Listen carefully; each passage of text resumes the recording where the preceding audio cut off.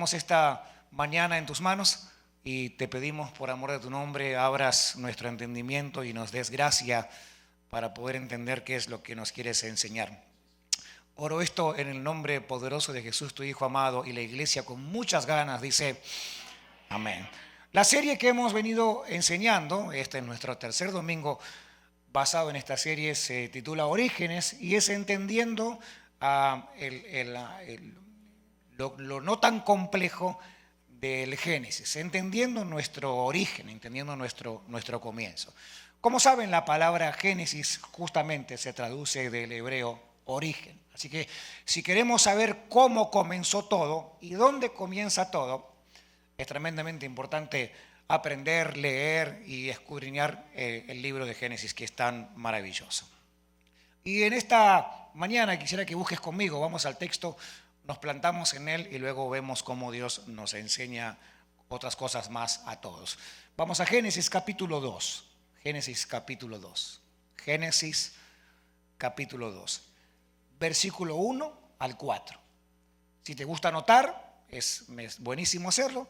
Si quieres seguir en la lectura con la vista, en las pantallas están los versos bíblicos. Y si no, acércate a un cristiano, seguro que va a tener Biblia con él. ¿Okay? Leemos juntos. Así quedaron terminados los cielos y la tierra y todo lo que hay en ellos. Al llegar el séptimo día, Dios descansó porque había terminado toda la obra que había emprendido. Dios bendijo el séptimo día y lo santificó porque en ese día descansó de toda su obra creadora. Esta es la historia de la creación de los cielos y la tierra. Dios, el Señor, hizo los cielos y la tierra. Nuestro Dios, el Señor, hizo los cielos y la tierra. ¿Por qué Dios descansaría? ¿Acaso Dios estaba cansado de hacer lo que había hecho? Yo creo que los humanos, la raza humana, somos cansones o cansadores. Me parece que Dios, desde el cielo, al contemplar nuestro comportamiento muchas veces desordenado, o por lo menos el mío, como buen padre me mirará y me dirá, este muchacho o este viejo, o como me quiera él decir, ¿cuándo va a aprender lo que tengo para enseñarle? Y si apelo al sentimiento, estoy seguro que él está cansado de verme equivocar cada vez, como alguien que no tiene solución. Usted se pone en mis zapatos, ¿está de acuerdo conmigo? No todas las veces hacemos las cosas bien y eso de repente puede traer frustración o cansancio. Pero curiosamente, hasta este momento de lo que leemos en Génesis, todavía la humanidad no había hecho el desorden que luego conocemos en el capítulo siguiente, o sea que no había humanidad caída todavía. Las cosas estaban bastante bien, la fiesta estaba en paz. Sin embargo, dice la palabra de Dios, lo que acabamos de leer, sin ser muy profundos en el tema, dice que el Señor, después de crear, y obviamente crear a Adán y a Eva, lo que hace es descansar. ¿Qué hace Dios?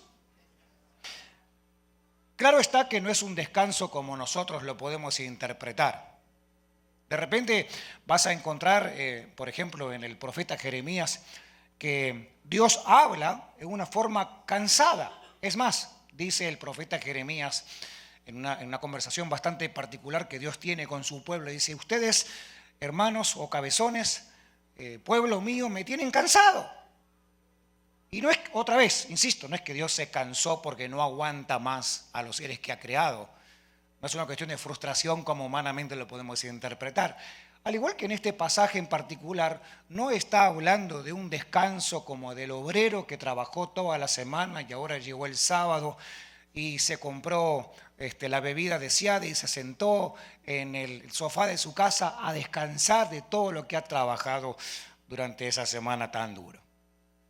Es importante entender que este tipo de descanso tiene un mensaje mucho más profundo del que podemos llegar a entender. Lo que te voy a invitar ahora es a que con tu buena voluntad y tu mente, que se va a acordar de algunas cosas, me puedas ayudar a mí a transitar sobre lo que algunos teólogos consideran es el comienzo inclusive de la iglesia. Miren, La mayoría enseñamos que Hechos de los Apóstoles, en el capítulo 2, cuando el Espíritu Santo es derramado, consideramos que ahí es donde la iglesia comienza a tener su vida. ¿Me siguen la idea? ¿Sí? ¿Dónde comienza la iglesia para la mayoría? En Hechos capítulo 2. ¿Qué pasa en Hechos 2? El Espíritu Santo desciende sobre los 120, son llenos del poder de Dios, salen a predicar el Evangelio y conocemos, o la mayoría entiende que ese es el comienzo de la vida de la iglesia. Pero ¿qué tal si vamos al origen? ¿Qué tal si vamos a Génesis? ¿Se acuerdan cuando Dios dice vamos a hacer al hombre a nuestra imagen y semejanza? Algunos teólogos consideran que verdaderamente ese es el comienzo de la iglesia. Porque ¿cuál era la idea de Dios? Formar una comunidad. Así como Él, Dios Padre Creador, junto con el Hijo y el Espíritu Santo, la Trinidad, opera creando al hombre a nuestra imagen y semejanza, dice la Biblia. ¿Se acuerdan de ese pasaje? Y entonces va creando ¿a quién? Luego de la creación, conocemos que la corona de la creación son los seres humanos. ¿Cuántos eran? Y entonces ahora tenemos a las 5 personas, 3 divinas y 2 naturales, armando la primera iglesia. ¿Me sigue la idea? Si has leído la Biblia alguna vez o has escuchado la historia alguna vez, te vas a acordar muy bien que con el pasar del tiempo, lo que Dios hace es pedirle a Moisés justamente que haga lo que llamamos tabernáculo. ¿Qué era un tabernáculo? Un tabernáculo era una especie de tienda ambulante, la cual representaba la misma casa de Dios. Y habitaba en esa tienda hecha, como digo, era para armar y desarmar. Imagínense una carpa en el día de hoy. Un lugar que se podía armar y desarmar. ¿Por qué era un elemento que se armaba y se desarmaba? Porque los israelitas, ¿qué les pasaba? ¿Tenían un lugar fijo donde vivir? ¿Tenían una casa donde habitar? No, estaban saliendo de Egipto, como conocen la historia, Éxodo lo dice, e iban caminando hacia la tierra prometida. Pero Dios de antemano, el Edén, la primera escena, la segunda escena, el tabernáculo, era una tienda, insisto, hecha por orden de Dios, con mano de hombre, por supuesto, donde adentro de esa tienda ambulante vivía, habitaba la presencia de Dios. ¿Me está siguiendo hasta acá? Posterior al tabernáculo, ¿qué aparece? Aparece el templo hecho por el rey Salomón, el hijo de David. David había intentado, como rey de Israel, había intentado tener un lugar en donde Dios habitara, en donde Dios sea el rey, visiblemente lo sea. La orden de Dios fue que David no lo haga, pero su hijo sí lo hizo. Y entonces, ¿qué hizo Salomón? Construyó un templo. ¿Qué construyó? Y adentro del templo estaba la misma presencia de Dios. El lugar santísimo, que era donde estaba el arca, el lugar santo, que era un lugar intermedio donde había muchos símbolos, y el lugar del atrio y luego el lugar del patio, que son los 4 elementos que el tabernáculo tenía como detalle. ¿Por qué estoy intentando enseñar todo esto y traerte desde Génesis, el tabernáculo, luego el templo y luego lo que conocemos como el Pentecostés, la gran fiesta donde el Espíritu Santo se derrama y comienza una vida álgida y preciosa de la iglesia?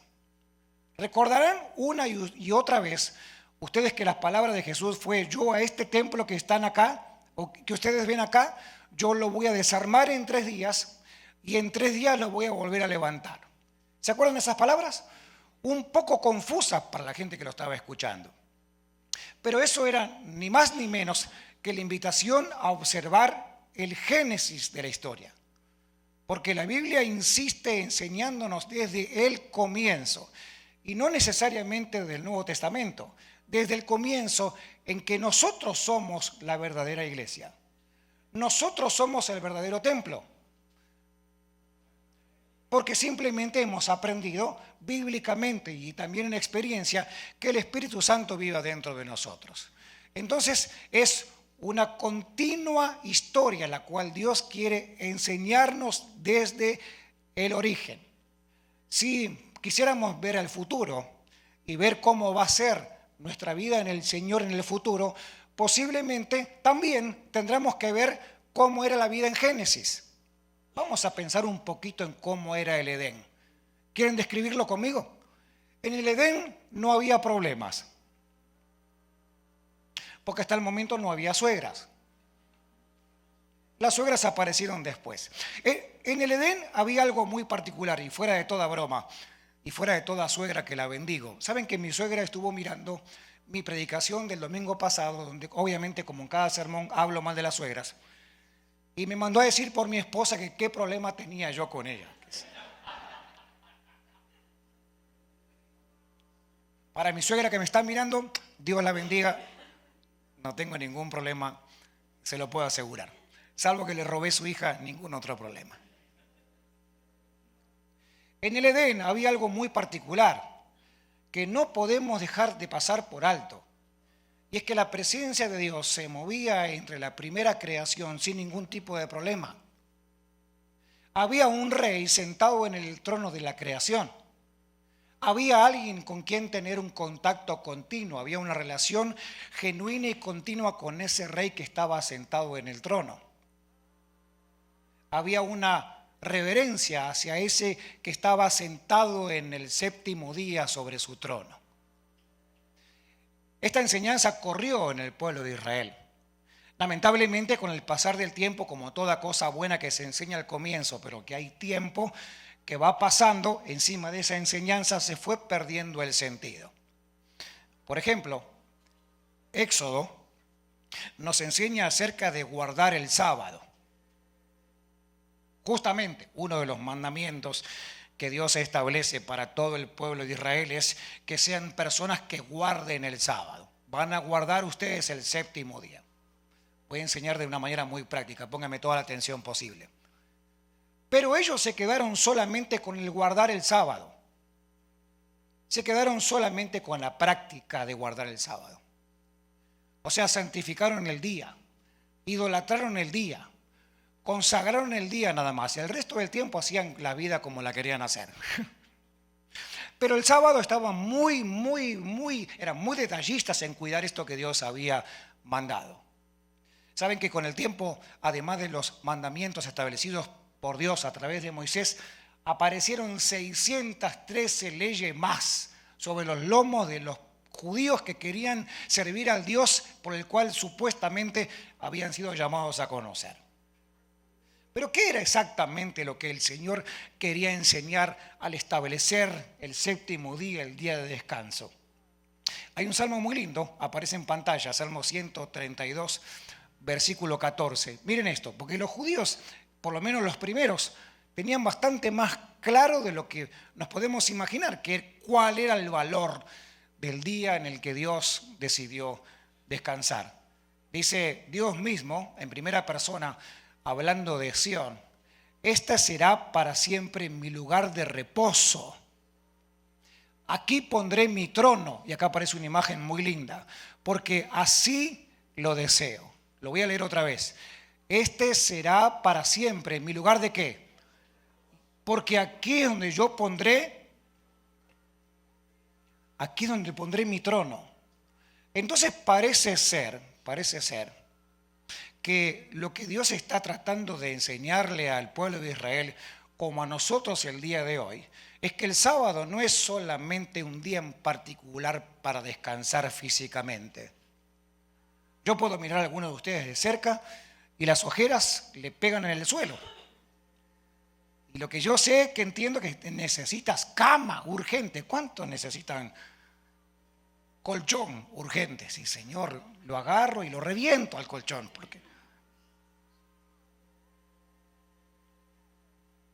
Porque trabajan duro, porque ahora hace frío y es mucho más rico dormir un poquito más. O porque te nació un bebé, bendita bendición, y ahora no duerme nadie. O porque simplemente los años van pasando, como le pasa al hermano Roberto, que le va pasando la vida y va teniendo dolor de espalda y de huesos. Nadie sabe quién es Roberto, luego se los presento. Porque Roberto hay varios, no tendría que haber usado otro nombre. No se trata de un cansancio físico, ¿no? Ojalá se tratara de un cansancio físico. Porque descansas físicamente y te recuperas fácil, tomas unas buenas vitaminas, ahora que es invierno y que todo el mundo empieza a dieta, bueno, hay un sinfín de ofertas sin parar. Lástima TikTok, que ya no funciona, pero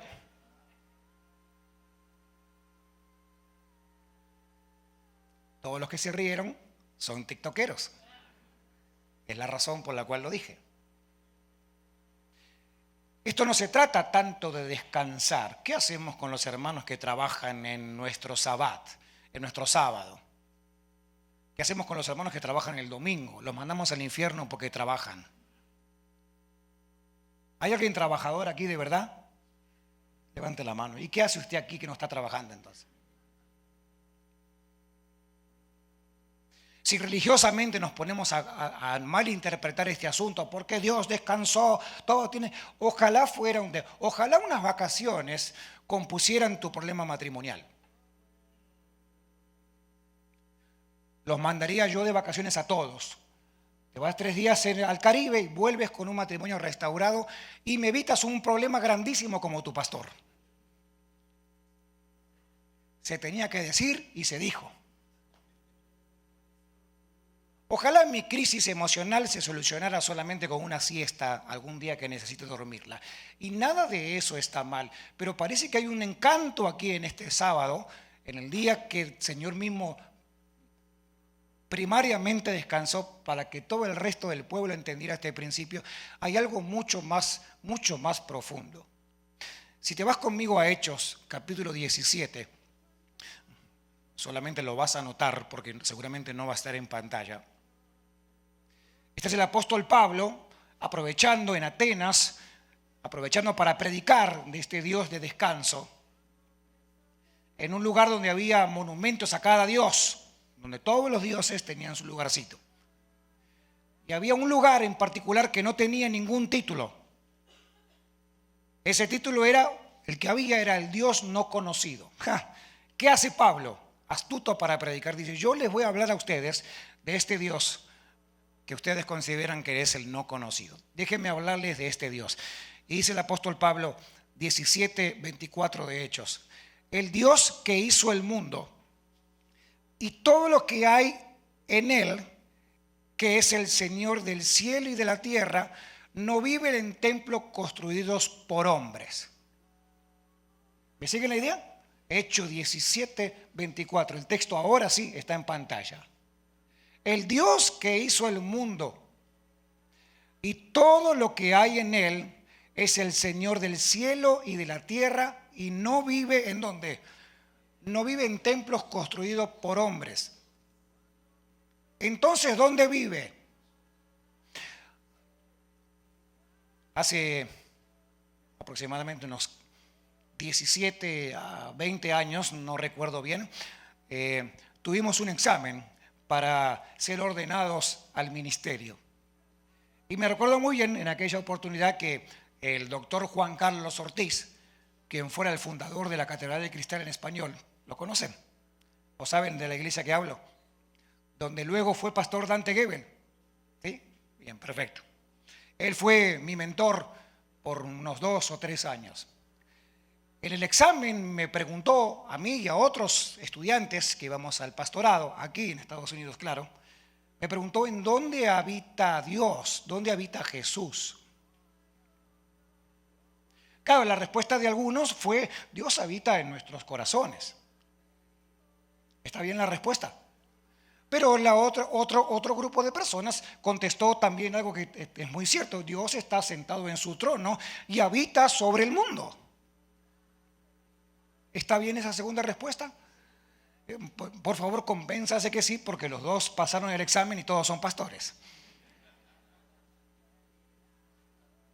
Lo que Génesis está intentando enseñarnos en el 7º día en el cual Dios descansó, no es que estaba cansado de lo que estaba creando, ni que el cansancio le vendría luego porque ya sabía de antemano lo que la humanidad iba a hacer. Lo que Dios está haciendo en su trono es sentado, complaciente, reinando, escúchenme, reinando por lo que había creado. Estaba reinando, sentado en su trono, y a eso los hebreos lo llamaban descansar. ¿A eso qué? Ahora bien, si este es el modelo del Dios que descansa, significa que descansa porque tiene todo el control. Y acaba lo más importante. Cuando el primer mártir de la iglesia, se llamaba Esteban, era diácono de la iglesia, no tenía un título relevante como el que la mayoría podemos imaginar, era el diácono. Fue muerto a pedradas por predicar el evangelio. Dice Hechos que lo que hace Esteban es mirar para el cielo, una especie de visión, de éxtasis por las pedradas que estaba recibiendo, y vio al Señor sentado en donde, en el trono, descansando. Vio al Señor sentado en el trono, descansando. Y entonces Esteban pudo morir en paz, si se quiere explicar de alguna manera, porque su Dios, en el que él había creído, en el cual le había servido, seguía sentado donde, seguía sentado en el trono. Me parece a mí que no solamente es pensar del que Dios descansó, sino que creo que la invitación más dura que tenemos los creyentes es aprender a descansar como Él. Y me parece que el asunto acá se vuelve bastante importante, porque si hay algo que Dios modela y le enseña a los creyentes es a imitarlo a Él, es a descansar como Él descansa. Tuviste un día de locos. Entraste en tu casa y ves a tu pareja sentada en el sofá como que nada pasó. ¿Qué te causa?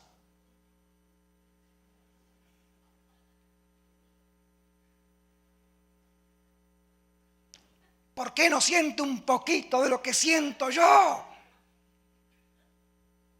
¿Por qué no entiende el estrés que tengo, que no alcanza para terminar el mes, que tuve una semana de locos, que vengo viajando, que vengo soportando la cara de mal humor de mi jefe, que veo que este asunto no va para ningún... ¿Te pasa o no te pasa?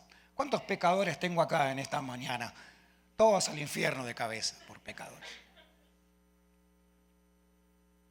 Si te animas a mirar a Dios con otros lentes, no en la religión que de alguna manera venimos heredando, de ver al Dios que te obliga y que el día de descanso es para que si intentamos verlo como desde otra óptica, quizás no tan aprendida, por lo menos por nosotros los creyentes latinoamericanos, y vemos a Dios como el Dios que también está descansando,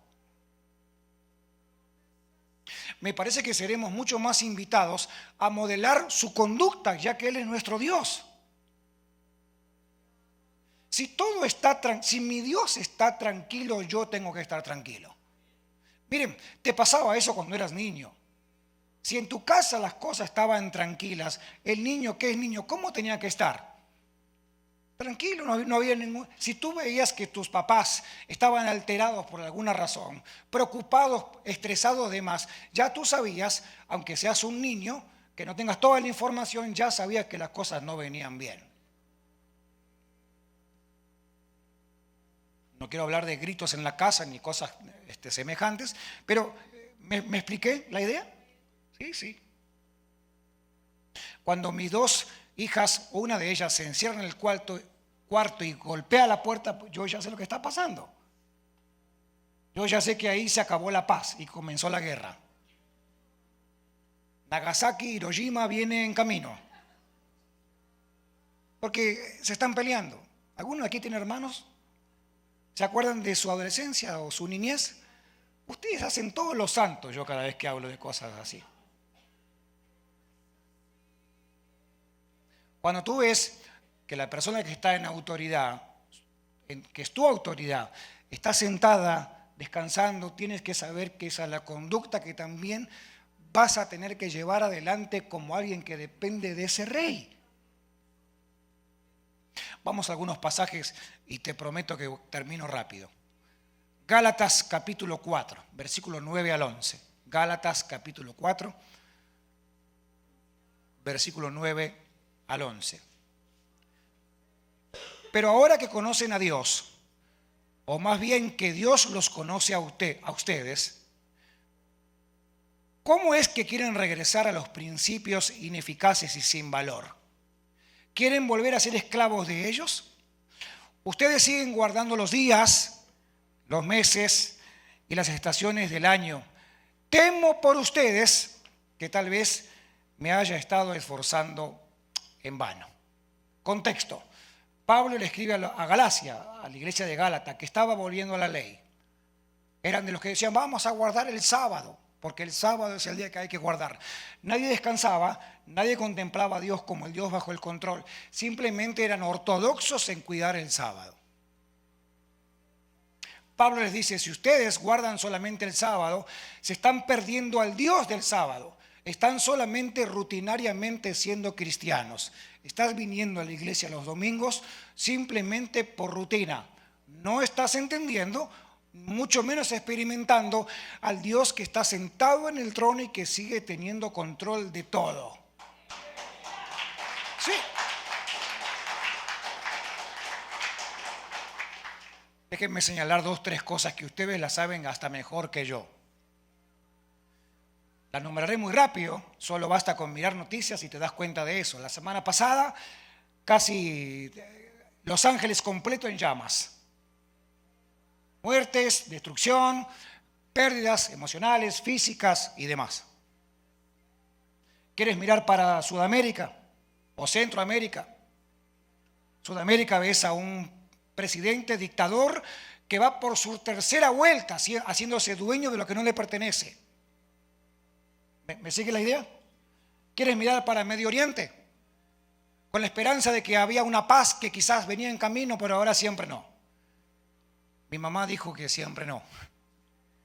La esperanza que teníamos de que algo se detuviera llamado guerra, todavía estamos en una eterna negociación. ¿Quieres algo más actual? En unos días más tenemos la bendición y el privilegio de tener a un nuevo presidente como nación.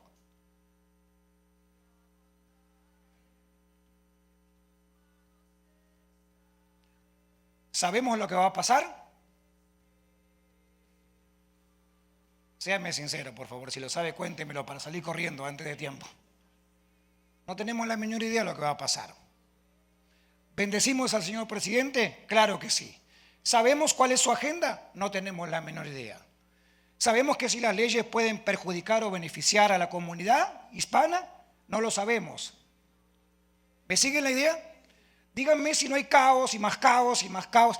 Díganme si no es necesario que usted y yo contemplemos al Dios sentado en el trono, que nunca cambia, que está descansando.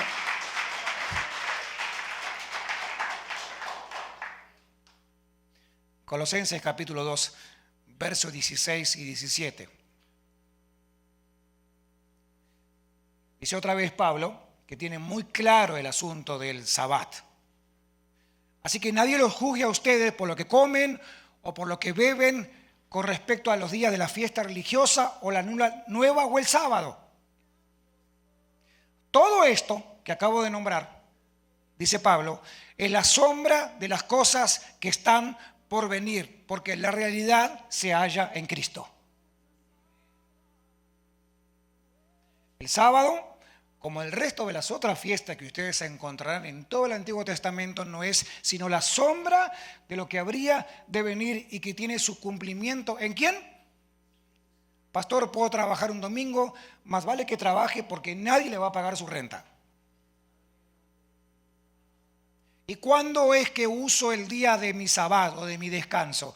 ¿De qué se trata el día que consagro hacia Dios? Se trata de que en ese día que estás con esos minutos u horas, no en tu rutina cotidiana, te centres en saber de que tu Señor sigue sentado en el trono y de que eso es lo que te causa mayor descanso en tu alma.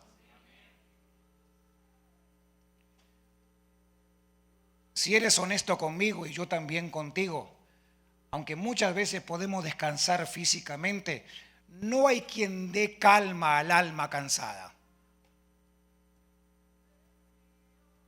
El salmista oraba de forma desesperada y decía, ¿por qué te abates, oh alma? ¿Por qué te abates?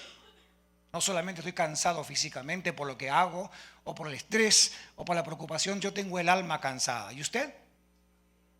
Gracias por ser sincero. 2 están conmigo. Ante ese cansancio, ¿qué es lo que me propone Dios? Mirarlo a Él. ante esa preocupación, frustración, agenda recontrallena que tengo en la vida cotidiana, que tengo que seguir adelante, ¿cuál es la propuesta del Evangelio? Que lo mire a Dios descansar.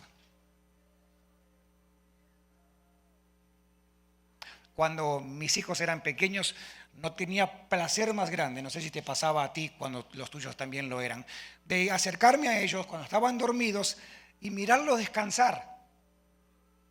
¿Te pasaba a ti? Y me daba hasta sueño mirarlos cómo dormían. Decía, qué paz que tienen. ¿Qué les importa? Papá está en control. ¿Qué les importa? ¿Sabes que eres de Dios? Su hijo. ¿Y puedes contemplar a Dios teniendo control de absolutamente todo?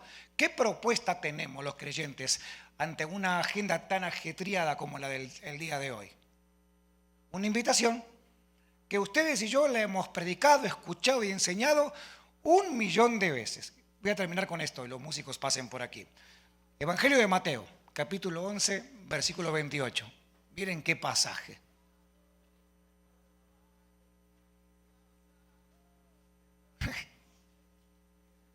Pero vamos a mirarlo así. Miren, es Jesús hablando. ¿Quién es? Pongan atención. Vengan a mí, todos los que están cansados y agobiados, y yo les daré ¿qué? ¿Qué? Como en el séptimo día. Ustedes van a descansar como en el séptimo día. Mientras acá en este mundo en el que habitamos, nos estamos volviendo locos por la ansiedad y la preocupación del porvenir incierto que tenemos, el Señor sigue sentado en su trono. Y la idea inicial sigue siendo la misma, que podamos contemplar a Dios como Él está descansando, sin ninguna preocupación, sin nada que se le va de las manos. Con cada respuesta a cada una de tus oraciones, aún antes de que la hayas hecho. Ponte en pie conmigo, porfa.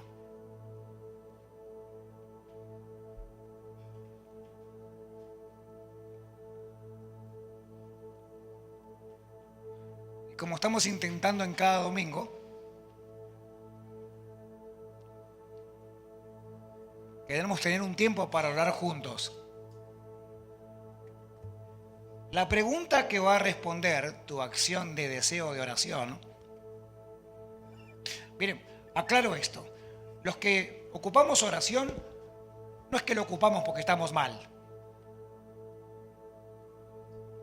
El tabú de la iglesia es, el hermano estaba llorando y la hermana estaba moqueando, seguro anda mal con el marido. O sea, ni marido tiene, así que cada respuesta a una invitación que cualquier persona, como en este caso tu servidor, te puede hacer es justamente a profundizar aún más en el conocimiento de Dios. Yo necesito en esta etapa de mi vida ver al Dios sentado en el trono descansando. ¿Por qué razón, pastor? Porque eso me ayuda a mí a ser un mejor papá, a ser un mejor pastor, a ser un mejor obrero, a ser un mejor hijo, etc. Lo puedo aplicar en cada área de mí porque estoy tranquilo. No estoy tranquilo por mis méritos, estoy tranquilo porque mi Dios está sentado, descansando en el trono.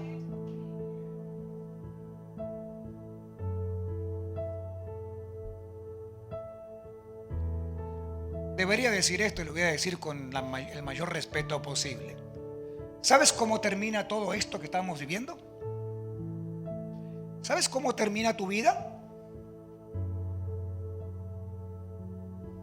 En la eternidad con el Señor que está sentado en el trono. Ese es tu final. ¿Entiendes eso? ¿Anticipamos el final? Yo quiero disfrutar un poquito de lo que va a ser el cielo. Yo no quiero esperar a morirme y estar con Él para entonces entender lo que era verlo a Él sentado en el trono con el control del universo. Yo quisiera, por la fe, experimentar un poquito del cielo acá en la tierra, ahora, hoy, siglo XXI. Y decir, Señor, gracias porque tú sigues sentado en el trono.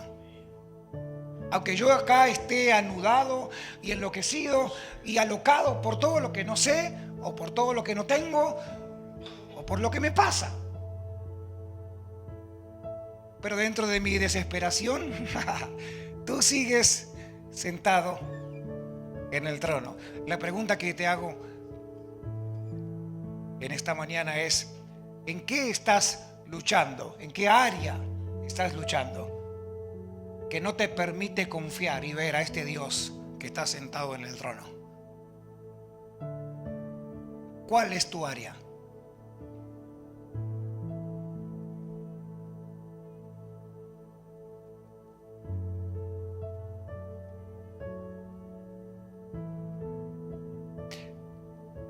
Espíritu Santo, solo tú nos puedes ayudar a ver al Cristo victorioso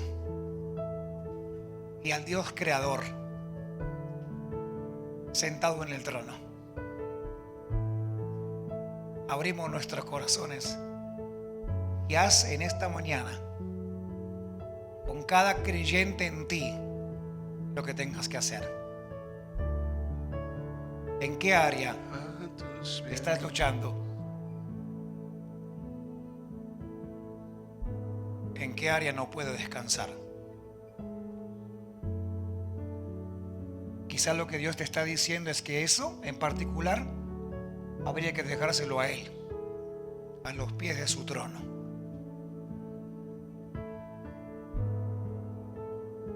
Señor, no puedo con mis hijos. Señor, no puedo controlar mi estatus migratorio. Señor, mi pareja está en crisis y no puedo. Señor, tengo planes, pero no se dan. Y me frustro. Y dudo que tengas algo conmigo. ¿En qué estás luchando? ¿Cuál es el área? Esta mañana venimos ante su trono y a Él se lo dejamos. Cantemos.